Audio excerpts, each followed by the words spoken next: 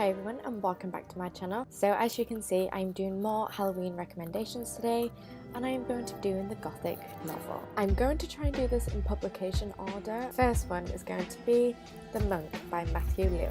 The Monk was written in response to The Mysteries of Udolpho by Anne Radcliffe, and it basically explores the ideas of horror rather than terror. Anne Radcliffe focused a lot on how that terror kind of influences all of the things that happen in the book, whereas The Monk focuses more on the horror side of the Gothic novel. Follows Ambrosio, the monk who grew up in a monastery, so he had a very restricted upbringing. There's basically a character who dresses up as a man to get close to Ambrosio, and then turns out it's a woman, a very beautiful woman, and Ambrosio has to kind of struggle with those new feelings that he has towards this woman and the man that she dressed up as.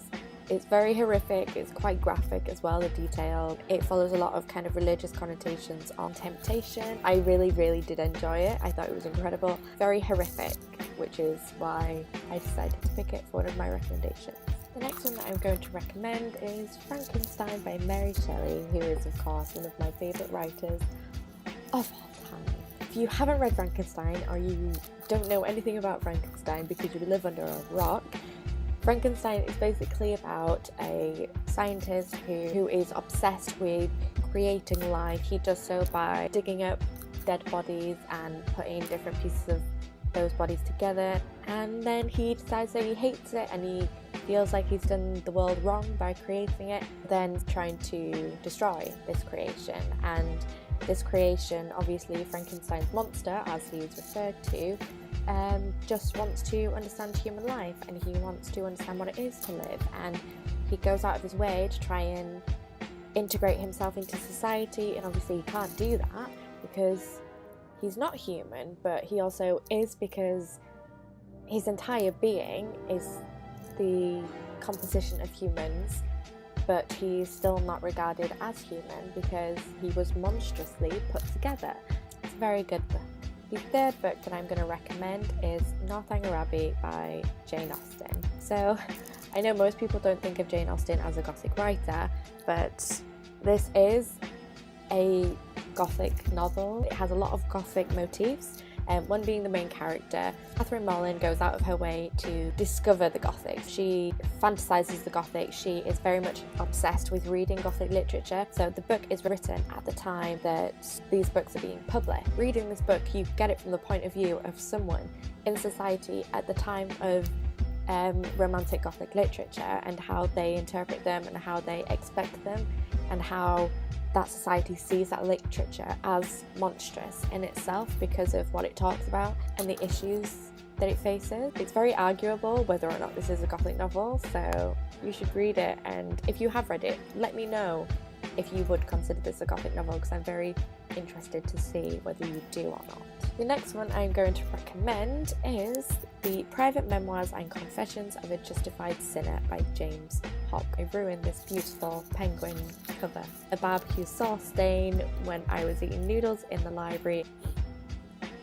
So this book is very much focused on the motif of the doppelganger and the use of doubling in Gothic literature. It starts with the editor's narrative, then it moves on to the confessions, then it moves back to the editor's narrative. You constantly have this contrasting viewpoint of what is happening in the book and the way that the confessions are perceived by this editor. Very interesting way to see how the characters kind of grow.